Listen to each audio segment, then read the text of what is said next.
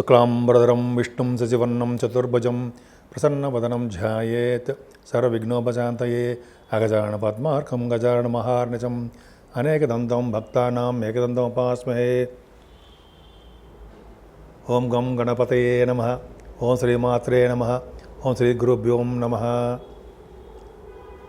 మా ఆది ఆశ్రయాలను చూస్తున్నటువంటి మీ అందరికీ, అలాగే విదేశాల్లో కూడా ఉంటూ నన్ను ఎంతగానో ప్రోత్సహిస్తూ నాకు ఫోన్లు చేస్తూ నిరంతరము నన్ను డౌట్లు అడగడం, మీరు ఫాలో అవ్వడం అనేది చాలా బాగుంది.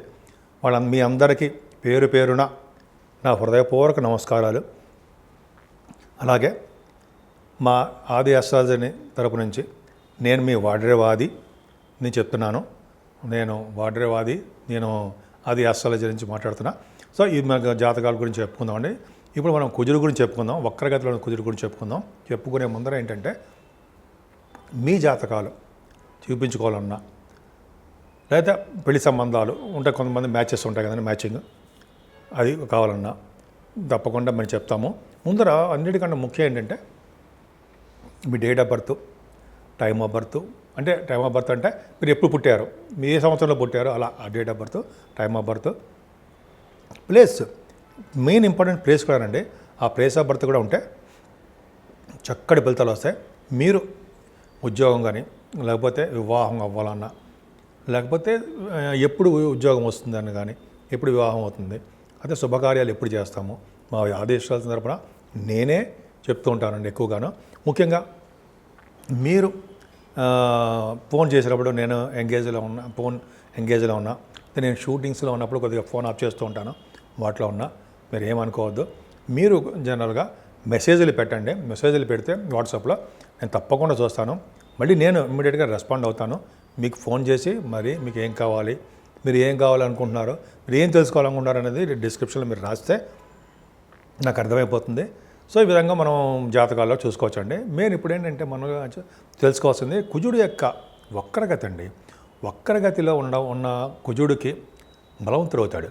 అసలు ఏంటి, ఎలా ఉంటుంది అంటే, మనకి డిసెంబర్ 7వ తారీఖు 2024 ఈ సంవత్సరం నుంచి వచ్చే సంవత్సరం వచ్చే సంవత్సరం 20వ తారీఖు జనవరి 2025 ఈ 45 రోజులు ఉంటాడండి. ఈ 45 రోజులు కూడా కర్కాటక రాశిలో కుజుడు వక్రగతిలో ఉంటున్నాడు.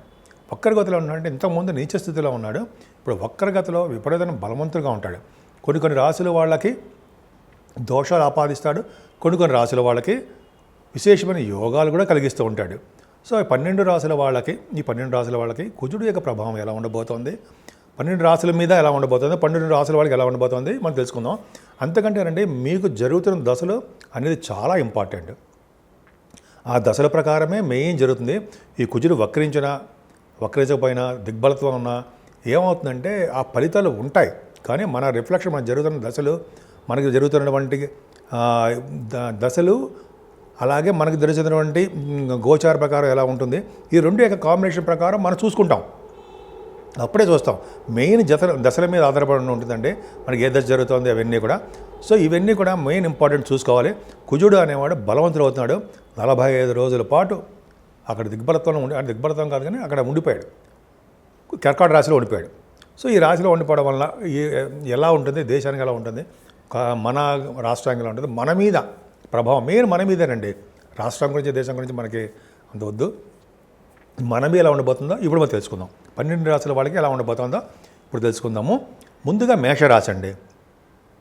మేషరాశి వాళ్ళకి మీ రాశ్యాధిపతి అయ్యాడు కాబట్టి, మీ రాశ్యాధిపతి అయ్యాడు. అలాగే 4th భావంలో వక్రగతిలో ఉన్నాడు, రెట్రోగ్రేషన్లో బలంగా ఉన్నాడు. అంటే ఏంటంటే బలంగా ఉన్నాడంటే అర్థం ఏంటంటే, జనరల్గా మీకు శుభకార్యాలు, శుభాలు చేయడానికే ఎక్కువ బలవంతుడిగా అయ్యాడు అని అర్థం. మీ రాశ్యాధిపతి అవ్వడం వలన మీకు బలం చేకూరాలి. కుజుడికి బలవంతుడు అయ్యాడు. ఏం చేస్తాడు, 4th భావంలో ఉండడం వలన చక్కగా మంచి విద్యని ఇవ్వడం చేస్తాడండి. ముఖ్యంగా విద్యని ఇవ్వడము, వాహనాలు కొనుక్కోవడం. గురుడు కాదు కానీ కుజుడు వాహనకారకుడు కాబట్టి వాహనాలు ఇస్తాడు.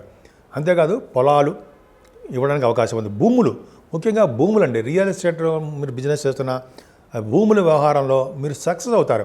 భూములు కొనుక్కునేట్టు చేస్తూ ఉంటాడు. భూముల వల్ల లాభం కలిగేట్టు చేస్తుంటాడు కుజుడు. కుజుడు అద్భుతమైన ఫలితాలు 4th భావంలో ఇస్తాడు. అదే మీ మదర్ గారి యొక్క ఆర్థిక పరిస్థితి కూడా బాగా ఆర్థిక పరిస్థితి కూడా బాగా డెవలప్ అయ్యేట్టు, ముఖ్యంగా సంగీత సాధనలు ఎవరు ఉంటారో వాళ్ళకి బాగా సక్సెస్ చేస్తాడండి. ముఖ్యంగా విద్యార్థులకి బాగా విద్యలో బాగా రాణించేట్టు చేస్తుంటాడు. కుజుడు ప్రభావం చాలా పవర్ఫుల్గా ఉంటుంది. ఈ కుజుడే మీ రాశికి సప్తమ భావాన్ని కూడా చూస్తున్నాడు కదా. సప్తమ భావాన్ని కూడా చూడడం వలన, సప్తమ భావం అంటే ఏంటి? విజయస్థానం, సక్సెస్ అంటాం, కళత్ర స్థానం అంటాం కదా. ఆ కళత్ర స్థానం అని ఉండడం వలన వివాహ శుభకార్యాలు జరగడానికి ఆయన కారకుడు అవుతాడు. భార్యాభర్తల విషయంలో అనురాగం పెంచడానికి కూడా ఆయన కారకుడు అవుతాడు. అంతే కదా. కుజుడు భార్యాభర్తల విషయంలో, అలాగే త్వరగా పెళ్ళిళ్ళు అవ్వడంలోనూ, భార్యాభర్తల విషయంలోనూ, అలాగే సంతానం విషయంలోనూ చివరిలో చెప్పుకుందాం నేను. సో చివరిలో లాస్ట్లో మనం చెప్తానండి. ఈ విధంగా సప్తమ స్థానానికి పెళ్ళిళ్ళు అవ్వడానికి కారకుడు కూడా ఆయన అవుతాడు. సత్సంతాన యోగం కలగాలి, సంతానం గురించి పక్కన పెడదాం. ఆయన మంచి భార్యాభర్త కలవాలన్నా, అయితే మన అంటే ఉన్నవాళ్ళు మంచి అభివృద్ధికరంగా ఉన్న భార్య కానీ భర్త కానీ దొరకాలన్నా, భార్యాభర్తల విషయంలో ఇబ్బందులు లేకుండా కలగాలన్నా కుజుడే కారకుడు అవుతాడు.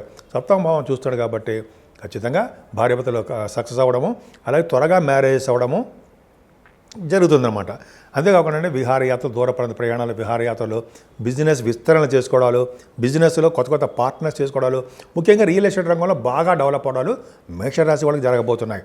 అలాగే 10th భావం కూడా చూస్తున్నాడు కదా కుజుడు. మీ రాశాధిపతి దశమ భావాన్ని చూస్తాడు. అంటే ముఖ్యంగా సాఫ్ట్వేర్ రంగ ఉద్యోగస్తులకి చాలా బాగుంటుందండి. వాళ్ళు ప్రమోషన్స్ రావడము, వాళ్ళ జీతాలు పెరగడము, పెండింగ్లో ఉన్నటువంటి ధనం రావాల్సిన డబ్బులు వాళ్ళకి రావడము జరుగుతుంది. అలాగే కంప్యూటర్ సాఫ్ట్వేర్ రంగంలో ఉన్న వాళ్ళకి, సాఫ్ట్వేర్ రంగంలో ఉన్న చెప్పాం, కంప్యూటర్ హార్డ్వేర్, అలాగే ఎలక్ట్రిసిటీ, ఎలక్ట్రానిక్స్, కమ్యూనికేషన్ వ్యవస్థలు, కంప్యూటర్స్, హార్డ్వేర్ సంబంధించిన కుజుడు కారకత్వాలు, ఇవన్నీ కూడా సక్సెస్ రేటు ఎక్కువ ఉందండి. బాగా డెవలప్ అవుతారు. అంటే మీకు రావాల్సిన సంపదలు పెరుగుతాయి. ముఖ్యంగా గవర్నమెంట్ ఉద్యోగాలు ఇవ్వడానికి కూడా కుజుడు కారకుడు అవుతాడు. దశమ భావం కాబట్టి, 10th హౌస్ చూస్తున్నాం కాబట్టి గవర్నమెంట్ ప్రొఫెషన్ ఉండడానికి బాగుంటుంది. రాజకీయ నాయకులకండి దశమ భావాన్ని కుజుడు చూసినా, దశమంలో కుజుడు ఉన్నా సరే రాజకీయ రంగంలో ఉన్న వాళ్ళకి విశేషమైన పదవులు రావడానికి అవకాశం ఉంది.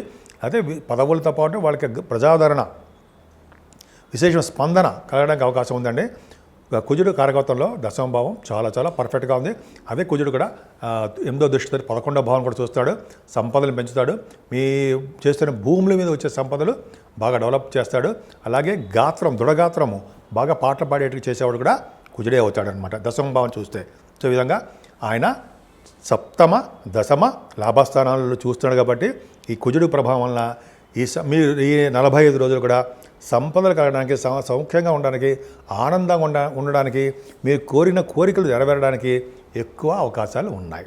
ఇప్పుడు మనం రెమెడీస్ గురించి తెలుసుకుందామండి. కుజుడు అనుగ్రహం 12 రాశుల మీద కలగాలి, అవునా? ఇప్పుడు కుజుడు కొన్ని రాశులకి యోగాన్ని, కొన్ని రాశులకు అవయోగాన్ని కలిగిస్తున్నాడు కదా. ఈ స్ట్రాంగ్గా ఉండడం వలన, ఆయన అంటే కుజు స్తంభన వలన, కుజుడు యొక్క రెట్రోగేషన్ వలన కొన్ని రాశులకి ఇబ్బంది కలిగిస్తున్నాడు. అని ఇబ్బంది అంటే మరీ ఇబ్బంది కాదు, కానీ కుజుడు యొక్క అనుగ్రహం కలగాలి కదండి. అన్ని రాసుల వాళ్ళకి, మనందరికీ బాగుండాలి కదా మనందరం, అవునా? కాబట్టి కుజుడు సుబ్రహ్మణ్య స్వామి పూజలు చేసుకుందాం. సుబ్రహ్మణ్య స్వామి కళ్యాణం చేయించుకున్నా, సుబ్రహ్మణ్య స్వామి అష్టోత్తరం చేసుకున్నా, ఇంట్లోనే లేదా పుట్టలో పాలు పోసినా, ఈ విధంగా సుబ్రహ్మణ్య స్వామి ఆరాధన ఈ 45 రోజులు బాగా చేసుకుంటే, నిరంతరం సుబ్రహ్మణ్య స్వామి కొలవడం వలన ఏం చేయదండి మనకు తెలియదు. మాకు చిన్న మంత్రం చెప్పండి. అంటే ఓం మెలికిలిసా అండి, సం శరవణ భవాయ నమః, ఓం సం శరవణ భవాయ నమః, ఓం సం శరవణ భవాయ నమః అనే మంత్రాన్ని, బీజాక్షరం నేను 108 సార్లు రోజు చెప్పించుకోవడం వలన 12 రాశుల వాళ్ళకి అద్భుతం ఫలితాలు ఉంటాయండి. ముఖ్యంగా సుబ్రహ్మణ్య స్వామి ఆరాధన ఎంతో పవర్ఫుల్. సుబ్రహ్మణ్య స్వామికి పాలతో అభిషేకము, తేనెతో అభిషేకము, ఇలా ఉన్నాయి కదండి, అన్ని అభిషేకాలు ఉన్నాయి కదా. పైగా ఆయన గంధంతో అభిషేకం చేస్తే పుణ్యఫలం ఉంటుంది అంటారు. అరగదీసిన గంధం ఉంటుందా, ఎవరైతే అరగదీసిన గంధాన్ని సుబ్రహ్మణ్య స్వామికి మొత్తం అంతా రాస్తారో వాళ్ళకి పుణ్యం అధికంగా ఉంటుంది. వీడు ఏ జన్మలో చేసుకున్న పుణ్యమో అంటుంటాం కదా, అది పుణ్యం అని ఇలాగ వస్తాయి. పుణ్యం చేసుకోవడం అంటే ఏంటి? గంధాన్ని సుబ్రహ్మణ్య స్వామికి రాయడమే. సుబ్రహ్మణ్య స్వామి అంటే మనకు విగ్రహం ఉంటుంది, అయితే మా ఇంట్లో పాము కూడా ఉంటుంది, 5 తల పాము, వెండిది, బంగారం, పూజ చేసుకున్న, పాల అభిషేకం చేసుకున్న అద్భుతమైన ఫలితాలు వస్తాయి. ఈ విధంగా సుబ్రహ్మణ్య స్వామికి పూజ చేసుకుంటే ఏ ఫలితాలు వస్తాయి? భార్యాభర్తల విషయంలో అనురాగం పెరుగుతుందండి, మనస్పర్ధలు ఉండవు, త్వరగా వివాహ శుభకార్యాలు జరిగిపోతాయి, వివాహాలకి ఆటంకం ఏర్పడదు. ముఖ్యంగా సంతానం విషయంలో ప్రాబ్లమ్స్ వస్తాయి. సార్ పుట్టట్లేదురా బాబు సంతానము, ఎట్లాగ అనుకుంటాం కదా చాలామందికి. కుజుడి ప్రభావం, సర్పదోషం ఉంటుంది కొంతమందికి, అంటే రాహుకేతులకి కుజుడి ప్రభావం ఉంటుంది. ముందు కుజుడి ప్రభావం కాబట్టి పంచమ స్థానంలో సంతానం విషయంలో ఇబ్బంది కలుగుతుంది. కాబట్టి ఈ సుబ్రహ్మణ్య స్వామి పూజ చేసుకుందాం, ఇబ్బందులన్నీ తొలగిపోతుంటాయి. అలాగే సో ఇంకా చెప్పాలంటే ఈ కొంతమందికి ఉద్యోగాల భద్రత ఉండదు, ఉద్యోగాల కోసం కూడా ట్రై చేసే వాళ్ళకి, విదేశాలు వెళ్ళడానికి ట్రై చేసే వాళ్ళకి, ఇలాగ అన్ని యాంగిల్స్ చూసి అంటే అన్నిటి ప్రభావం యొక్క కుజుడే కారకుడవుతాడు. ముఖ్యంగా సంతాన విషయంలోనూ, భార్యాభర్తల విషయంలోనూ, భార్యాభర్తలు విడగొట్టాలన్నా కలపాలన్నా కూడా ఆయనే కారకుడవుతాడు.